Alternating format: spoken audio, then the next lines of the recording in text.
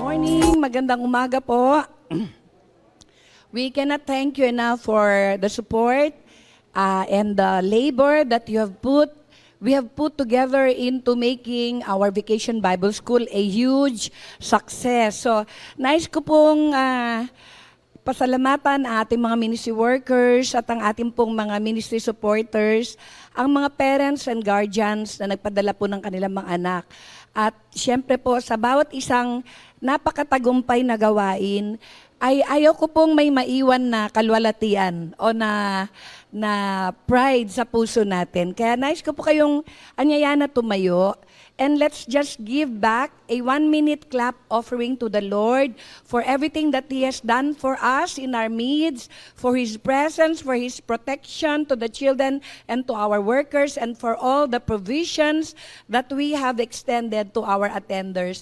So, Faith Family Church, kahit po yung mga ating online attenders, at the count of 3, let's give the Lord a warm round of applause, a clap offering for 1 minute. 1, 2, and 3. Lord, we thank you and we bless you for your kindness, Lord, to the children.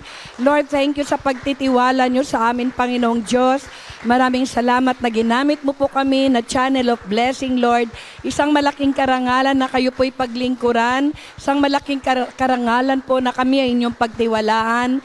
At isang malaking karangalan po na kahit sa kaunti naming kakayahan ay makapagbalik kami ng aming mga pagpapala, ng aming mga provisyon at lahat po ng nasa aming tangkilik, Panginoon, para po sa kalwalatian ng iyong kingdom. And I pray, Lord, for the seeds of faith that have been planted in the hearts of the children, maging katulad po sila ng mayamang lupa na sinabi po ng Panginoon sa kanyang parable, Lord, na sila po ay magbubunga ng 30, 60, 100 para po sa iyong kariyan at sa ikalulwalhati ng pangalan ng Panginoong Hesus. Sa kanyang pangalan po ay tinataas namin ang gawain ito at pinagpapasalamat. In Jesus' name we pray, Amen. Thank you. We may now be seated. Ay, hindi pala. Tayo na kayo. Sorry. Magbabasa na tayo, tuloy-tuloy na tayo. And our scripture reading for today comes from Romans chapter 4, verse 16. Can you give me a little bit of volume? Pakibigyan ako ng volume. Romans 4:16. For this reason, it is by faith, in order that it may be in accordance with grace, so that the promise will be guaranteed to all the descendants, not only to those who are of the law, but also to those who are of the faith of Abraham, who is the father of all. As it is written, I have made you a father of many nations, in the presence of him who believed, that is God, who gives life to the dead and calls into beings things that do not exist. In hope against hope, he believed, so that he might become a father of many nations, according to that which had been spoken, so shall your descendants be. Without becoming weak in faith, he contemplated his own body, now as good as dead, since he was about 100 years old, and the deadness of Sarah's womb. Yet, with respect to the promise of God, he did not waver in unbelief, but grew strong in faith, giving glory to God, and being fully assured that what God had promised, he was able also to perform. Ang salita ng Diyos Tagalog, Contemporary Bible. Kaya nakabatay ang pangako ng Diyos sa pananampalataya para ito'y maging biyaya ng Diyos na matatanggap ng lahat ng lahi ni Abraham, hindi lamang na mga Hudyo na sakop ng kautusan, kundi maging ng mga hindi Hudyo na sumasampalataya ring tulad ni Abraham na ama nating lahat. Gaya ng sinasabi sa kasulatan, ginawa kitang ama ng maraming bansa. Kaya sa paningin ng Diyos, si Abraham ang ating ama. At ang Diyos na pinaniniwalaan ni Abraham, ang siya ring Diyos na bumubuhay sa mga patay at lumilikha ng mga bagay na wala pa. Kahit na walang pag-asa maging ama si Abraham, nanalig pa rin siyang magiging ama siya ng maraming bansa. Kaya nga, sinabi ng Diyos sa kanya, magiging kasindami ng bituin ang bilang ng mga anak mo. Mag-iisang taong gulang na siya noon. Alam niyang matanda na siya at mahina ng katawan.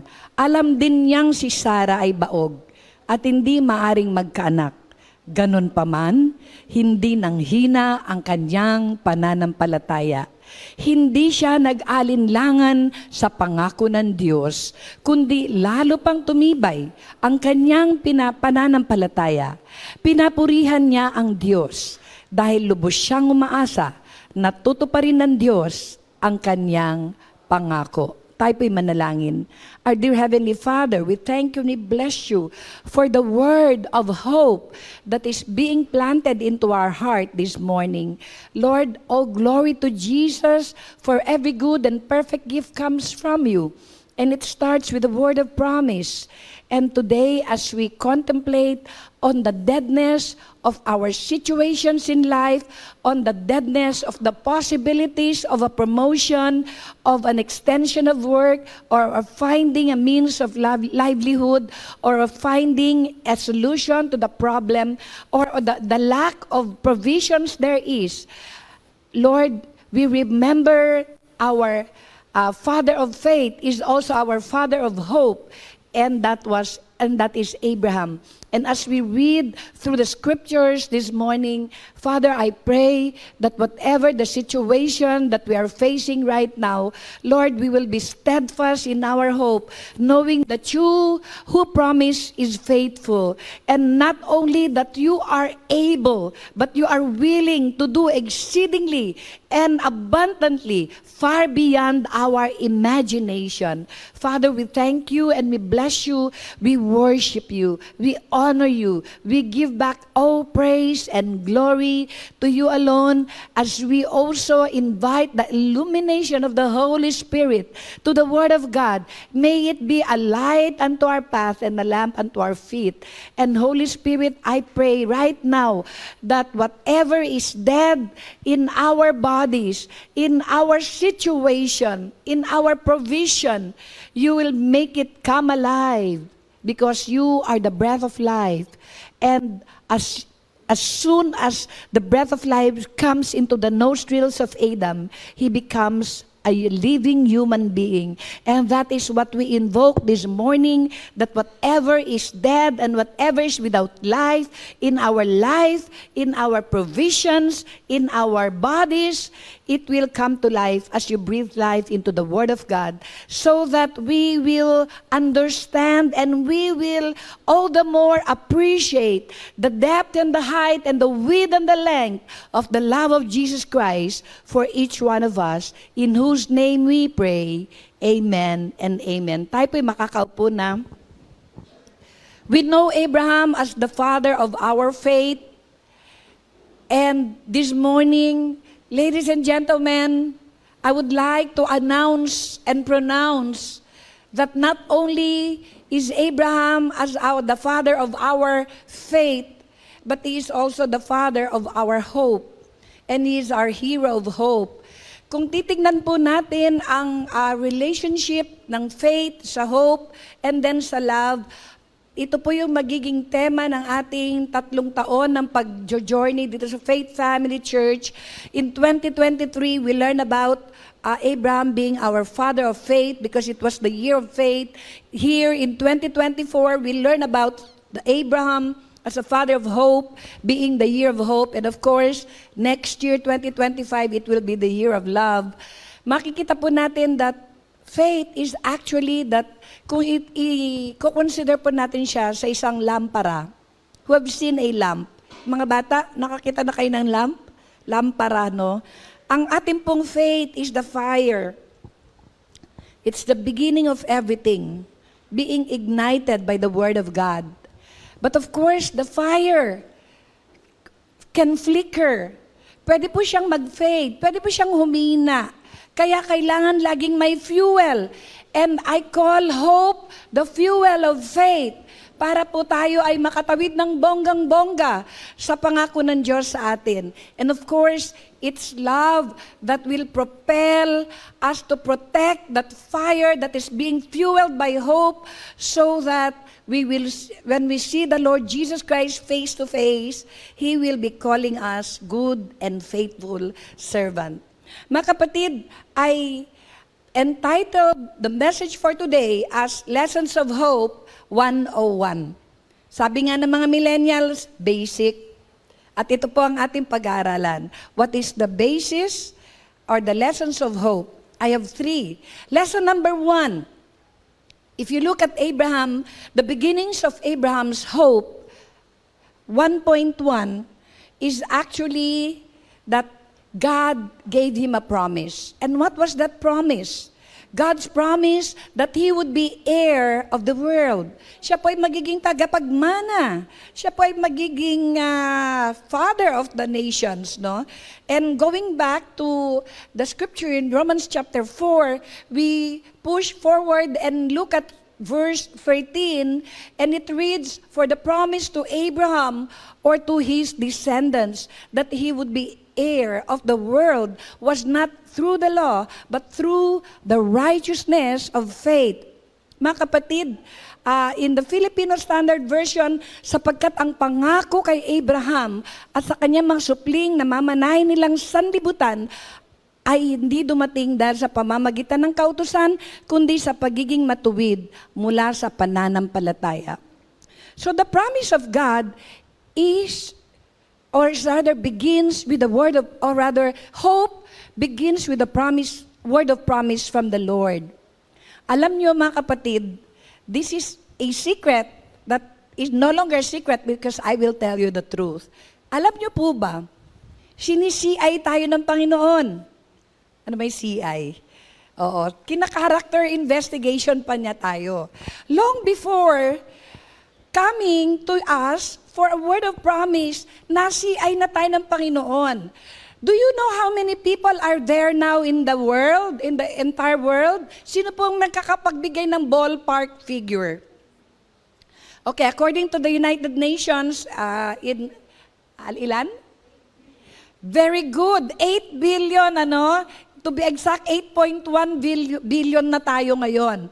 And you would wonder, how would God be able to arrow one person and give that person a word of promise?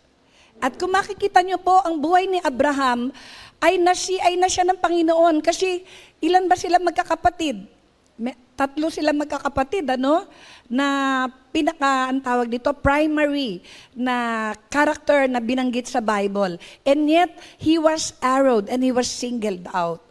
And this is what I am trying to tell you this morning, mga kapatid.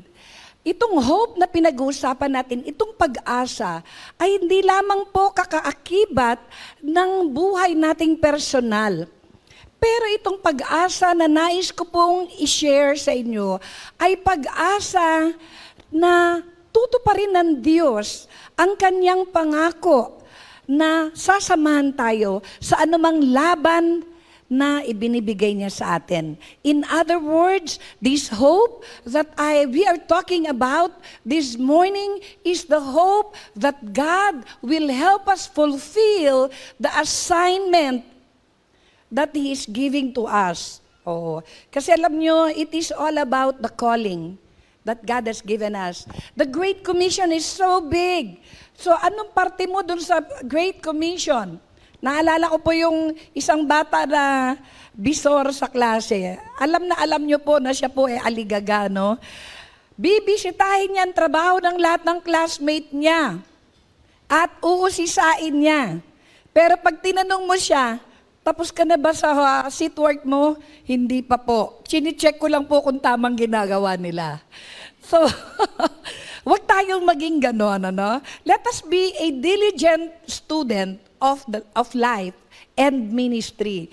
Ang pakialaman natin with regards to the hope that we will be studying this morning is the assignment. It is related to the calling of the Lord in our lives. Alam niyo po, sabi ng Bible, for God so loved the world. May idea po ba kayo kung gaano kalaki ang mundo? Wala. Pero at least may idea kayo kung gaano karami ang tao sa mundo. No? It is all about human beings. 8.1. Napakarami pong problema ng tao sa mundo. Hindi po natin role na isolve lahat yun. Kahapon nga, we were sitting with some of our supporters at sabi nila na overwhelmed sila sa dami ng problema ng mundo. Pero sabi po ni Ambassador sa kanila, it's so sobering, but we are doing what we can do as God had assigned it to us, had appointed it to us. Kasi kung titignan mo po ang problema ng buong mundo, napakarami, napakalaki, tama? At hindi po tayo si Elon Musk na napakaraming resources para i-finance ang lahat ng mga projects na kaya i-finance yung trip to Mars. No? Wala po tayong ganung kakayahan, and yet, ang atin pong business ay gawin ang assignment na binigay ng Diyos sa atin. Gawin ko ano magagawa natin at least dito sa community na kinabibilangan natin. May natututunan. 1.2, not only that the word of hope starts with a word of promise, but that word of promise should remain in our heart. We should remain in hope steadfastly in God's promise. Tell yourself, I will remain in hope steadfastly. Ano ba ibig sabihin ng steadfast? Matatag, ano? Hindi bumibigay in God's promise. In verse 20, Romans 4, yet with respect to the promise of God, He did not waver in unbelief. Tell yourself, I will not waver in unbelief. But I will grow strong in the faith, giving glory to God.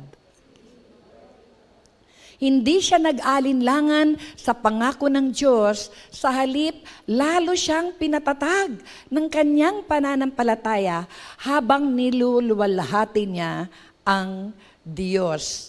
Alam niyo mga kapatid, Abraham had all the reasons to doubt God and become hopeless due to the unfavorable circumstance that followed after he received God's word of promise. If you will recall, in Genesis chapter 12, he was promised of grand things. Ano yung grand things na pinrami sa kanya? It can be summarized into two. I will make you a great nation. You will be the father of a nation. And of course, we know now that that nation had become Israel. And the second one is grander. And not only that he will become a father of a nation, a great nation, but likewise, that through him, through his seed, through his generation, all nations will be blessed. And it is such a grand promise. Di po ba? Ang ganda. Pero, ang unang-unang nangyari, right after having been given a word of promise, and him putting his faith and hope in that promise, is that he was asked to leave his comfort zone. Mga kapatid, katulad ng sinabi ko sa inyo kanina, yung hope na pinag-aaralan natin dito has something to do more with our calling and not with our personal life itself. Kasi kung titignan niyo po, when Abram pa yung pangalan niya, when he was called by God for that grand vision to be a blessing to the entire world, he was already rich. He was already prosperous. So it's like us, no, na kampante na naman tayo, maganda na naman ang buhay natin, no? We are in a so-called komportable, no? Pero the word of the Lord came to him in verse 1, and the moment that Abraham was promised, ito po yung premise. Premise. Now the Lord said to Abraham, the premise is, go from your country and from your relatives and from your father's house to the land which I will show you. Abraham and his household, or rather Abraham and his immediate household were asked to go to somewhere na hindi niya alam. Ang sabi lang ni Lord, o sige, eto na yung promise ko, ngayon, iwanan mo na yung comfort zone mo. And I remember that, no, when we were asked to come here in Dasmariñas, in this community, we were comfortable. Magandang buhay namin, no? Merong sweldo and everything. And then the Lord would suddenly say, go. Alam nyo, kung iisipin lang po natin yung sarili natin, that could be very frightening. Pero mga kapatid, inasmuch as the Lord had called you to be His own, hindi na po natin pag-aari ang buhay natin. Katulad ng sinabi ko sa inyo kanina, out of 8.1 billion na katao, the Lord had arrowed you. At sabi niya, anak, napili kitang utusan. Alam niyo sa ating mga tamad, yung inuutusan po ng magulang, ayaw natin. Pero in the realms of ministry, situation, in the realms of the kingdom of God, tignan niyo po, hindi po ako magkakamali na sabihin ang observation ko. Inuutusan lang ho ng Diyos yung mga anak niyang kautos-utos. Yung mga anak niyang bulagsak, yung mga anak niyang walang pakialam sa kapwa niya, yung mga anak niya na komportable na meron siyang inakain, dinadamit, at pinanggagala, okay na sa kanya. Tignan niyo po, hindi sila inutusan ng Diyos. Kaya ngayong umagang ito, ang dahilan kung bakit Abraham was arrowed and was given that hope na tutuparin ng Diyos ang pangako niya sa kanya ay dahil naging katiwa-tiwala po si Abraham. Naging kautos-utos si Abraham. So tanungin po natin ang sarili natin, kautos-utos ba ako? Sige po, tanungin niyo sarili niyo. Tatanungin ko rin sarili ko, kautos-utos ba ako? Ibig sabihin ng kautos-utos ba ako nakakatuwa ba akong utusan? Nasunod ba ako? O nagdadabog ako? O kaya ang tawag dito, marami akong tanong. Okay lang po na maraming tanong, no? Basta yung tanong ay para po sa ikagaganda ng pagsunod sa utos. Hindi yung, bakit ako? No? Kundi yung, Lord, pag sinabi ni Lord na, sige, punta ka sa SM. Tatanungin mo, Lord, anong sasakyan ko? Tapos sabihin mo, Lord, saan ako kukuha ng pamasahe? Lagi ko sinasabi sa inyo, no? Wag na wag lalabas sa bibig natin na, Lord, wala akong pera pamasahe, paano ako pupunta ng SM? Wag. Because our words are powerful. So wag nating sasabihin, no? Pastora, paano natin sasabihin yung katotohanan? Pwede nating sasabihin yung katotohanan ng may pananampalataya. Lord, saan ako kukuha ng pamasahe? At lagi po yan ang tinatanong natin, pag may project na binigay ang Lord sa heart natin, na ni singkunduling wala tayo. Yung mga kabataan nagtatanong, Pastor, ano po ba ibig niyo sabihin ng singkunduling? Hindi ko rin alam. Pero, nakagisnan ko na po yan nung lumalaki po ko. Pag humingi po ako sa nanay ko, sabi niya, ni singkunduling wala ako, anak. Huwag ka na humingi sa akin, no? Kaya, mana ko lang yung statement na yan. But I believe, what it means is that, 5 yung basic, tapos naduling pa, talagang walang-wala. Okay. So, let us always be mindful sa mga sinasabi natin, At sa kapag wala ka nga talagang pera, huwag mo sabihin yun. Sabihin mo, Pastora, wala pa akong cash on hand. Oo. Diba? Ganun lang yun. Kasi ang mayaman ng Diyos natin kanina, Ate Charm, ganda ng kanta kanina, walang mahirap sa Diyos. Walang imposible sa Diyos. O kung wala kang cash dyan, ako po naranasan ko na nalagyan ako ng pera on hand sa aking wallet. Ganun po. ka-meaningful yung kanta na walang imposible sa Diyos. Kaya po niyang gawin ang lahat ng bagay, kaya niya po tayong pagpalain sa anumang sandali, basta po manampalataya at manangan tayo sa mga pangako niya sa atin. Amen ba yon? At pagkatapos po niyang pinaalis sa comfort zone niya, anong nangyari? Naging comfortable ba siya dun sa pinuntahan niya? Hindi po, kasi kung titignan niyo po yung kwento nila in Genesis chapter 12, pagkatapos po niyang umalis sa kanyang bayan, ay naka-experience po siya ng famine along the way. Kaya tumuloy po sila sa Egypt, sa Gerar. Genesis 12:10, now there was a famine in the land, so Abram went down to Egypt to live there for a time because the famine was severe in the land. Alam niyo minsan, inutusan tayo ng Diyos at akala natin ang ganda-ganda ng plano. No, akala natin okay na lahat. And then, somewhere in the middle, tayo po ay nadiskaril. Nagkaroon ng famine, nagkaroon ng problema, at nawala na tayo ng pag-asa. Mga kapatid, this morning, Abraham being our father of hope, nakita po natin that when God gives us a word of promise, and somewhere along the road, ay nagkaroon po ng problema, nagka-issue po, nadiskaril tayo, we need to remember that it is part of God's plan for us.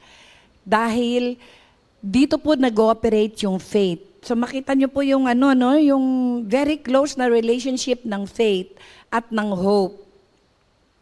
1.3, ito na po yan. Put your hope in God's sovereignty. In God's sovereignty. Tell yourself, I will put my hope in God's sovereignty. Obey Him even when doing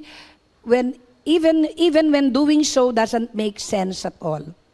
Obeying Him, obey Him, even when obeying Him doesn't make sense at all. Kasi nakita po natin sa buhay ni Abraham, may mga bagay o maraming mga bagay na pinagagawa sa kanya ng Panginoon, it doesn't make sense at all. Lalong-lalo na nung finally dumating ang Son of Promise, and in Genesis 22, what did the Lord order for Abraham to do? In verse 2, then the Lord God speaking, He said, take now your son, your only son, whom you love, Isaac, and go to the land of Moriah, and offer him there as a burnt offering on one of the mountains of which I will tell you. Sabi ng Diyos, isama mo ang anak mo, ang kaisa-isa mong anak na si Isaac. Lord, nanunuya ka ba? Are you trying to make fun of me? After having been promised of a son, and after waiting for 25 years, and now you are telling me that I need to bring my son, na mahal ko, at pupunta ako sa lupain ng Moriah, to Mount Moriah, at iaalay ko sa iyo ang bata bilang sacrifice.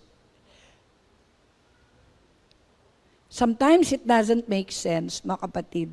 And this is where faith operates. As long as faith operates, we do not lose in hope in God who is sovereign. And I know that there will be times that whatever God is asking us to do doesn't make sense at all. Alam niyo po, it didn't make sense to me na bago po kami ma-deport from Singapore, yung last na, ang tawag dito, evaluation ko sa boss ko, I got the highest point. In fact, my boss told me, at saka talaga pong masipag po ako, mga kapatid na worker. Whether may magbabantay sa akin o nagsusupervise sa akin, masipag po talaga ako. Pag uutusan mo ako kahit hating gabi at aabutin po ako ng madaling araw, walang maririnig yung boss ko sa akin. And I know my boss knows that. Kaya ang taas-taas po ng aking rating. And then my boss told me, Nel, sabi niya, whatever you need, biruin mo yun, yung boss ko nagsabi sa akin, whatever you need for the ministry, for your ministry. Kasi ako po yung pastor ng Filipino ministry sa Singapore. Sabi niya, whatever you need, I will give it to you. At nakita ko po, ako po yung pinakamataas sa rating. Kasi from 0 to 6, ang grade ko po ay tumaas ng 6. And tuwan-tuwa ako. And then, sabi ni Lord, okay, you're done. Uwi ka na. It doesn't make sense. Lord, nagsisimula pa lang ako na ma-inspire. And then sabi mo, uwi na ako. And that is the time, mga kapatid, when you do not understand the work of God, you trust His heart. You trust His heart. And that's where faith operates. Pag hindi po natin naiintindihan na, Lord, inutusan mo ko, ito po yung pinapagawa mo sa akin, akala ko ito yung assignment ko, akala ko po magtatagal po ako sa bayang ito. I will be a blessing to my kababayan overseas. And then you said, okay na yan, uwi ka na. Kasi nag-succeed ka na. And God pulled me out at the peak of my career. And it doesn't make sense. Mga kapatid, maybe you are right now in a situation that you are very sure. You receive a word of promise. You receive a word that God would like you to do that. And you left your comfort zone. And in the process, you experience famine, kakulangan ng provision, kakulangan ng opportunity, kakulangan ng material and financial help, kakulangan ng mga tao. And it doesn't make sense at all. Lord, kung pinapagawa mo sa akin ito, bakit ganon? Merong provision. Well, that is the journey of hope that each one of us needed to really prove God's sovereignty. Ano po yung God's sovereignty? Well, hindi po kailangan ng Diyos ng pinakamaliit na opportunity o provision para tuparin niyang mabuting plano niya sa atin. God didn't need anything. Kahit zero possibility, ang lahat ng pagkakataon, He can do everything. Yung hindi natin kayang gawin within months and years to the Lord, one day is like 1,000 days, and 1,000 days like one day. Yun po ang sovereignty ng Panginoon. Hindi po natin siya maikakahon sa isang sitwasyon na kung saan masasabi natin na paano magagawa ng Diyos ito. Zero yung possibility. And that's number 2. The reality in Abraham's life gives zero hope. Makikita po natin, ano yung mga realidad na nasa buhay ni Abraham that made him really our father of hope, our model for hope. Unang-una po, not only him, but likewise Sarah. Both Abraham and Sarah's physical bodies were good as dead. Ano po ibig sabihin ng good as dead? In Romans 4:19, it reads, without becoming weak in faith, he contemplated his own body, now as good as dead, since he was about 100 years old, and the deadness of Sarah's womb. So, ang tawag dito, they were about 10 years apart. So, if Abraham was about 100, Sarah was about 90 years old. So, lahat po sila, at the age of 90 and 100, patay na po yung katawan nila. In a physical way. Hindi na po pwedeng mag-reproduce. And I'm sure na umabot na po sila sa menopausal stage. No? That is the meaning of deadness. No? Hindi na po dinadatnan ng buwan ng dalaw si Sarah. Wala na pong pagkakataon. No? Subalit, hindi nahihina ang kanyang pananampalataya. Kahit sa kabila ng katotohanang may tuturing na patay na noon ang kanyang katawan, palibhas ay halos 100 na siya at baog pa ang kanyang asawang si Sarah. Number 2, what other aspect of death can we see in the situation? Ano pa ang patay? Bukod sa ang katawan nila ay patay, ang mismong bahay sinapupunan ng magdadala ng baby, si Sarah, ay baog. Sarah was barren.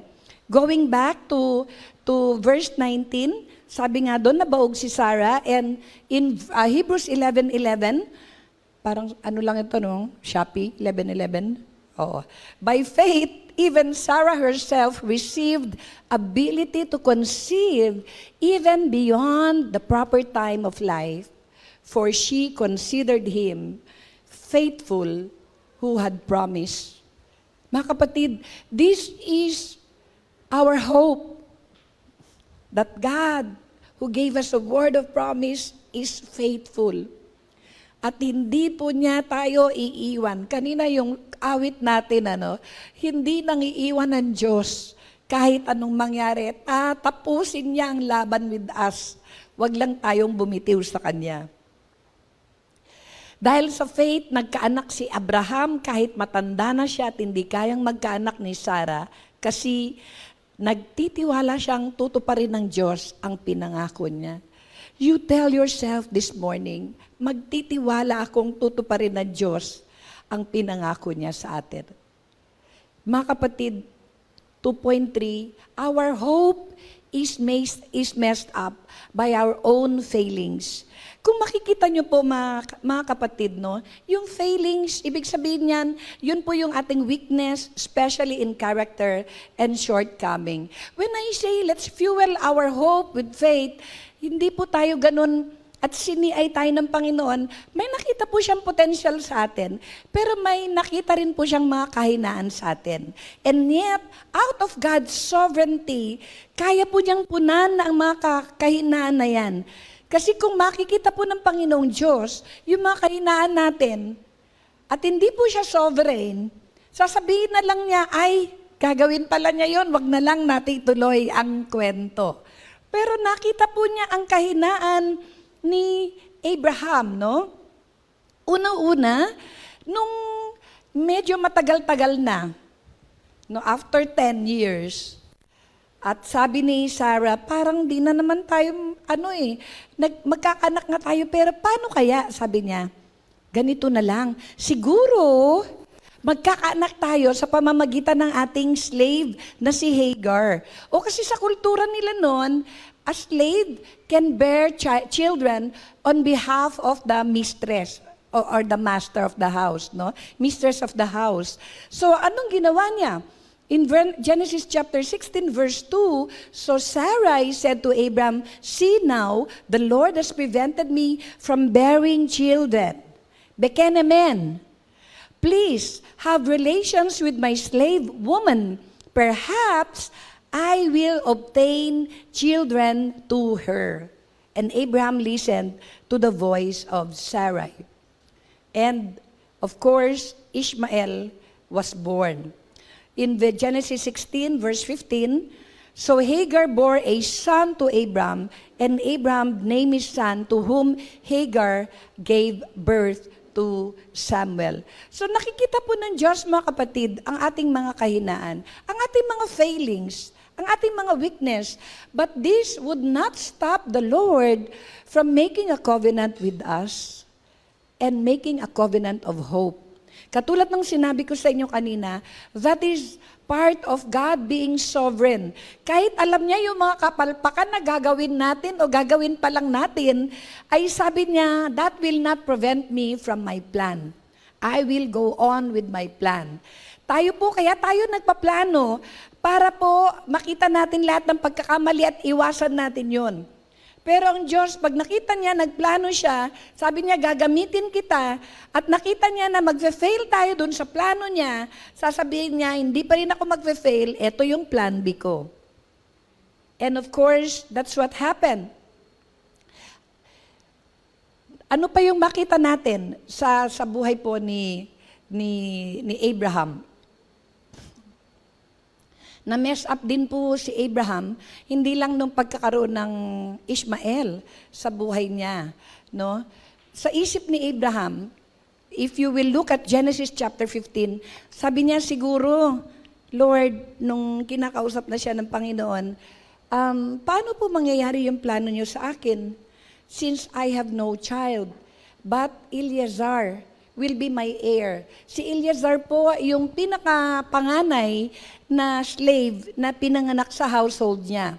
And again, according to culture and their practice, kung sino po yung pinakapanganay na magiging anak under your household ng iyong slave ay magiging heir mo, magiging tagapagmana mo. So, interpretation ni Abraham, siguro si Eleazar. Sa interpretation ni Sarah, siguro si Hagar. And later on became Ishmael, no? Pero alam niyo mga kapatid, trust the Lord. Hindi po siya magkukulang ng pangako niya sa atin. And in fact, let's be careful. If you will look at history, ito pong mga failings ng ating mga heroes, they are our heroes, but they have failings. And it has become a snare until the present day. Dahil alam naman po natin ang nangyari about having another child na hindi po masyadong kinilala ng mundo, no? And have become like an underdog, no? Naging snare po sila to the race of Abraham until the present times. Kaya all our failings, all our misinterpretation, will not prevent God from doing what He needed to do to fulfill with us His assignment. Kaya kung titignan niyo mga kapatid, that is where our hope is based. The God who had promised Abraham, nakita niya, no, sabi sa Bible, hope against hope. Alam niyo ba ibig sabihin ng hope against hope? Yung parang pag-asa minus pag-asa equals zero. Negative pa nga, no? 0 minus 0 is 0 and negative pa. But, makikita natin doon that our hope ends with God. Our hope begins with God, and through all the failings, our hope ends with God. Ito po ang ating, masasabi rito. Why? Because 3.1, God can give life and can bring back life to the dead. God can bring back life to the dead, no?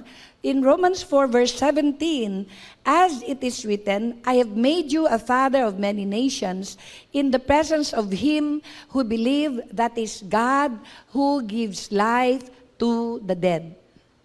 God gives life to the dead. And in sa buhay natin mga kapatid, ano po ang patay? Maybe yung bulsa natin patay. Lord, tingnan mo yung bulsa ko. Ayoko magsalita, tingnan mo na lang, Lord. Ano po ang patay? Lord, wala naman akong kilala sa gobyerno. Patay po ang aking, ang tawag dito, recommendation. Wala po akong backer. 0. Lord, wala po akong, ang tawag dito, opportunity. Lord, eto po ako. But this morning, let our Father of Hope challenge us. Sa buhay po niya na nakita niya, it was hope against hope. Because he believes that God gives life to the dead. Just now I was praying, being reminded of Adam. Adam was a lifeless being, and then God breathed life into him, his nostrils, and he became a living being.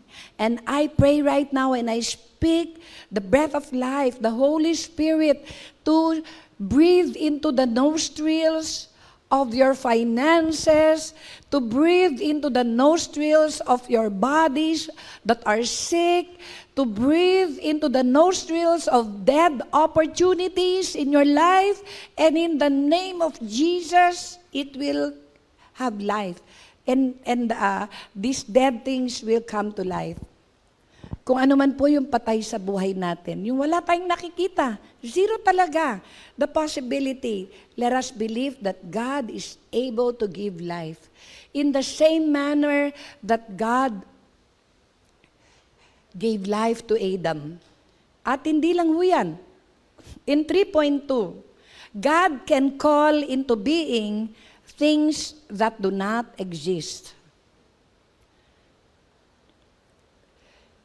Going back to Romans 4:17, as it is written, I've made you a father of many nations in the presence of him who believed, that is God, who gives life to the dead, that's point number 1, and God who calls into being things that do not exist. Ano po ibig sabihin yan? Tagalogin natin. Sabi rito, siya ang Diyos na pinaniwala ni Abraham na bumubuhay ng mga patay. Siya ang Diyos na pinaniwala ni Abraham na nagkikreate ng mga bagay mula sa wala. Question, how did the Lord create the entire universe? The Lord, according to the Bible, sabi ron, the earth was formless and desolate, and God said, let there be light. And light came appear. Ito po ang napakalaking kaibahan ng Panginoong Diyos kay Satan. Satan cannot create anything out of nothing. Kaya nga po, inaagaw niya yung katawan ng tao, pinoposes niya. Hindi siya makakreate ng sarili niyang katawan. He is not a creator. God is the creator. And He created things out of nothing.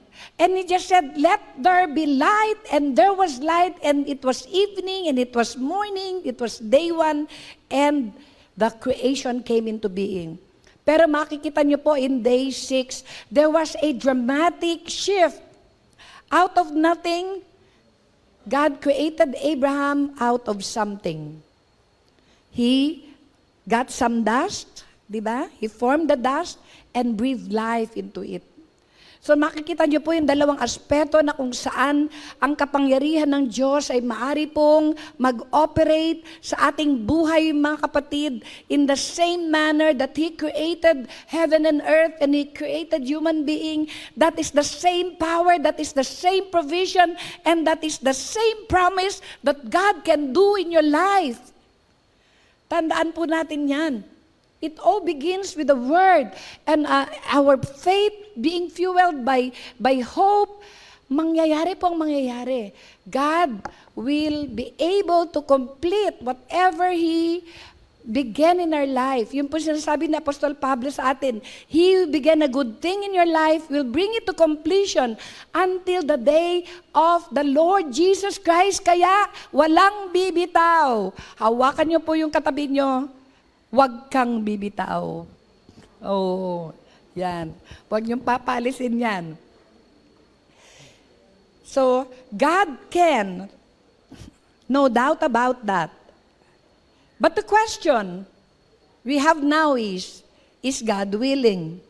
Yung sovereignty po ng Diyos, wala tayong problema doon. God is able to do exceedingly and abundantly far beyond our imagination.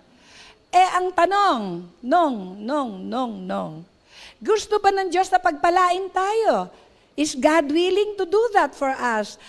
And to answer that question, let's look at the Gospel of Matthew chapter 8 verse 2 and read with me. And a man with leprosy came to Him and bowed down before Him and said, Lord, if you are willing, you can make me clean. And in verse 23, Jesus reached out with His hand and touched him, saying, I am willing, be cleansed. And immediately his leprosy was cleansed. And right now, this is what the Lord Jesus Christ is wanting to tell you, mga kapatid. You extend your faith unto Him and He will answer, I am willing, be provided. Anong pangangailangan nyo? Anong gusto nyong ilapit sa Diyos? Minsan nagtataka po na aalangan po tayo. Am I worthy to be helped? Mga kapatid, this man with leprosy, I don't think na he is worthy to be helped. He has done nothing for the Lord. But when he came to the Lord was saying, I am willing. I am willing. I am willing to provide. I'm willing to heal.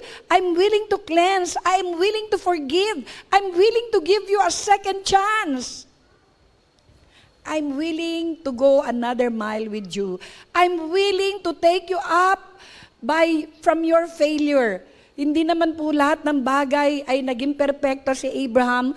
We know his misgivings. We know na nagsinungaling siya. We know na nag-deceive siya. Pero the Lord God, in His mercy, He said, I am willing, wag ka lang bibitaw sa akin. And immediately, what happened to the leprosy? It was cleansed. What is something right now that is keeping you from God, doing what He is wanting you to do? The Lord God said, I am willing. In fact, the Apostle Paul said that in the Lord Jesus Christ, all of God's promises is yes in Jesus.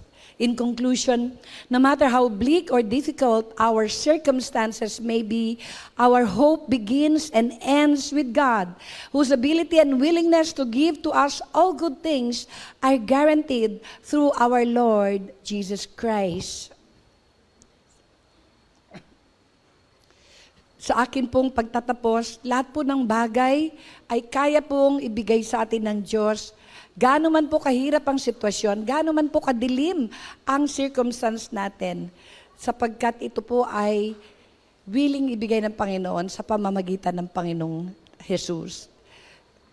And as we close our eyes right now and bow our heads, as I make our altar call and application, mga kapatid, I would like to invite you to really nurture your personal relationship with God.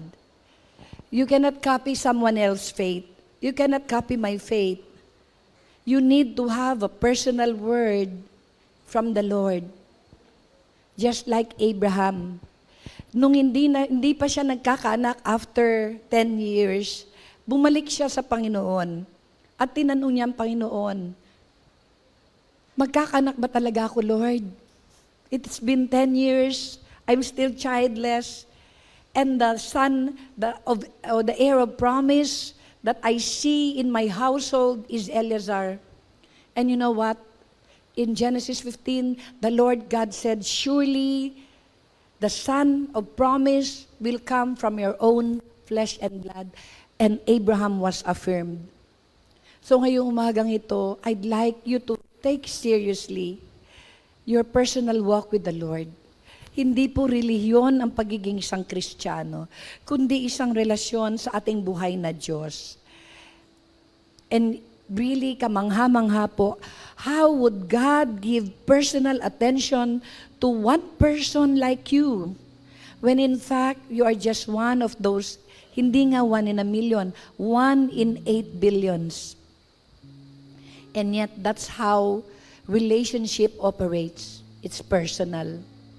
So I'd like you to go back, because when you have a word of promise, when you are out of your comfort zone, when situations become bleak, and you see zero possibility, zero visibility of the fulfillment of the Word of God for you, you will remain steadfast.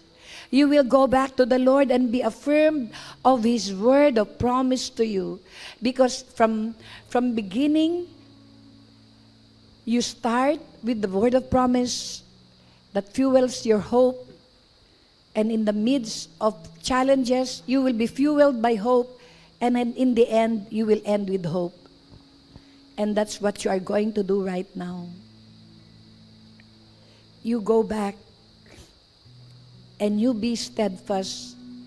Maybe some of you here, you have received the word and you're in the middle of nowhere. You are going through famine. You are going out of your comfort zone. And the word of the Lord for you is be steadfast, be immovable, and be abounding of His work, knowing that the work of the Lord is not in vain. Knowing that in the Lord your work is not in vain. And even right now, as we worship the Lord, I'd like you to come back to God, build an altar before Him, and be strengthened in faith and hope that He who began a good thing in your life will bring it to completion until the day of our Lord Jesus Christ. Amen and amen.